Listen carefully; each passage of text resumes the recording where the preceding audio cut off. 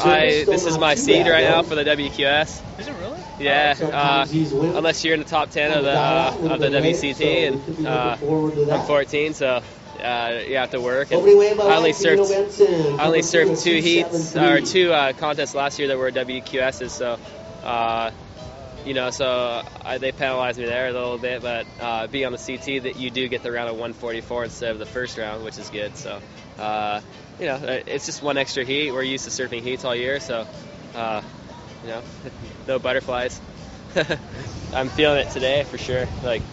Still it's been my fourth day home, but it's just it takes about a week to adjust, and then you're back on another track. So especially after a 28 hours of traveling, so it's pretty rough. But it's stoked though. Right here on the beaches of my hometown, so stoked.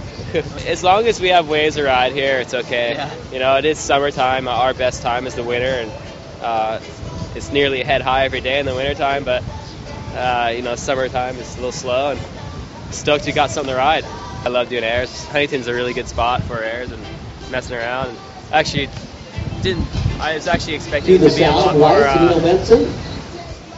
a harder landing because I was so high, and I timed it perfectly, and kind of in the back of my head I was like, oh man, it's going to be a really tough landing, so I'm just ready for it, but it was a little soft, so it's okay. I was ahead, so nothing to really lose, so to get a 10 would be good. There's a lot of guys on this tour, on the QS, that